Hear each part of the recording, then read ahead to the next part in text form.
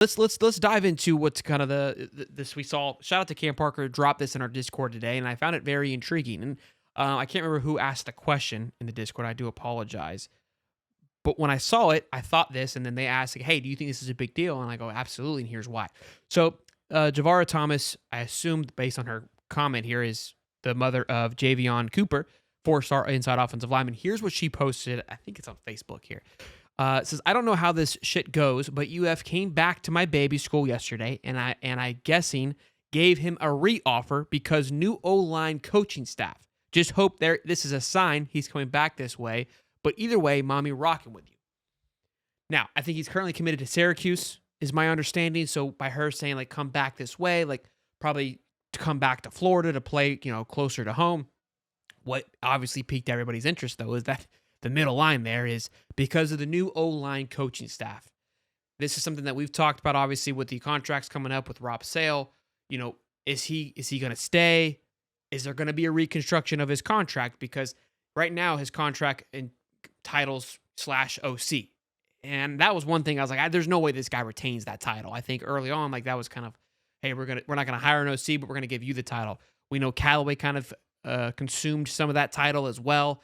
He's being paid $1 million. DeCoster comes in. There is a huge lift in the O line. Was it because of DeCoster? I don't know what it was. And we haven't. That is one of the contracts that hasn't been re-signed yet. Out of all the ones that we have up for grabs, they've all been re-signed. I haven't heard anything on Callaway yet either, from my understanding, but Gonzalez is back, Tyler is back, and of course, Jaluk, which were the three big ones. They're all back.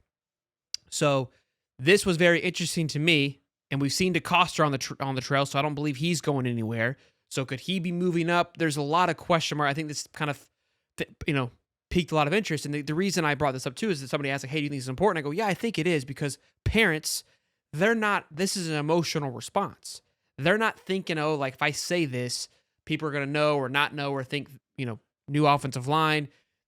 And why use the word new if that isn't part of the pitch? I'm assuming coach comes in and goes, "Yeah, mom, like, they came in, they're restructuring it. That's why I'm excited they've offered me because there's a new sheriff in town and they're taking a new approach to this thing." Again, I haven't heard much more outside of this. There's been some talk in our Discord about it. But what are your thoughts on it, Big Dave? Yeah, I mean, obviously you look at Rob Sale, and a lot of people will say the job that he's done with the offensive line was good as far as development wise, but obviously when you go look at recruiting, not really where it should be. Now, you did land you landed Zendamela. He kind of landed in your lap. You didn't really have to recruit that much because he was homesick, but you still got him. That still counts. You had Roderick Curdy. You've gotten a big name like of Fletcher Westfall, but as far as like a recruiting star, I guess, if you want to look at it that way, not really where it's supposed to be as a Florida caliber, if you would put me. But when has the offensive line been great in recruiting for the past like decade? It really hasn't been there if you count from the star level. Now, as I said, I will always say that is not me dissing what we have now and say that they can't develop or can't be great. It's just Sure. when you go by the high school rankings is all I'm saying. But um, yeah, you look at some of the things too with like Russ Callaway and all that. Now, I haven't specifically heard any kind of movement yet. I haven't even really asked on that part. Um, but if there was movement, and I know I've been told this in the past, hey, look, somebody's, get the boot and they're going to bring somebody else in. Don't say anything. It's top secret. They always tell me not to say anything about it anyway. So even if I knew, I probably couldn't say anything. This show is, of course, brought to you by BetUS. And right now, when you use the code YouTube150 at betus.com, you get 150% back on your first deposit, then 125 on your next two. And with the football playoffs, college football championships and playoffs happening, and then March Madness right around the corner, there is not a better time right now than to sign up for betus.com and use that code to maximize your return. Check it out, betus.com. Use the code YouTube150. Now back to the show. Get after it. But I mean, it is interesting. That is interesting. It looks like somebody scored, I guess, based on your reaction. So it is David. interesting to look at see. And what she said, the new O line, because new O line coaching staff.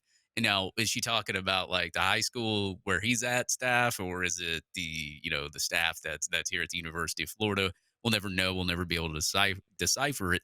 I'm pretty sure a lot of people are hitting her up on Messenger on Facebook right now asking about it. But as far as I'm concerned, man, A developmental from a developmental standpoint, I say I can tip my cap to Rob Sale in some sort of certain ways. Obviously, we needed to rely on the portal for a little bit. We did keep Jake Slaughter, so that's a good thing. We kept some other pieces there on the offensive line too. You started to see the offensive line gel a little bit more. Defensive line started to gel a little bit more at the end of the year, and maybe it was a mentality thing, or maybe changing up a scheme thing that really sparked this defensive and offensive line to get better at the end of the year. Or it could have been a lot of the coaching and things that they've changed and things that they've implemented too. So uh, it is interesting to look at and to see, and especially that message right there, because I mean I got sent this too, and they asked me if I knew anything about it. I said no, but I haven't really asked because I've just been up to my elbows and other stuff outside of here. But uh, even if I did know, I probably couldn't say anything anyway. So Yeah, look, I mean, it's going to be here sooner rather than later because their contract expires the 31st of January. I am right now on the date. yeah, I was wrong a month ago, but so I assume we'll know here fairly shortly. And again, this dropped today, so it's very close to the timeline. And I imagine with this dropping, typically with these things, kind of they leak out. I guess you could say there's usually news to follow very, very, very quickly. And again, it's just a Facebook post on a mom, and it could have been missaid. It could have been these things again. But when you put piece together, the fact there's a contract coming up, the fact that we've been seeing a lot of DeCoster on the trail, we did see Sale on the trail early on. Haven't seen him pictures since. That doesn't mean anything, but we piece things together, boys. What we do here on the show. Definitely interesting to keep an eye on. Real quick, a couple super chats and some yeah. month memberships here. We've got celebrating. Excuse me, here from Stephen Harris. Says 12 months of membership, High Top Baby Sports, Swolder and Shelton News Goats. Let's go. Love it, my man. And then We should a support it. super chat from Keith Hathcock. We love y'all like we love Swolder's mom. Piss on the haters. $5 for Keith. I love it. And then Rookie says 1 month of Um, They're talking about you again. And shout out Rookie saying 1 month out of an eternity to go. Oh, he's been a member for a month. Shout out to Rookie for being part of the fam for a month now.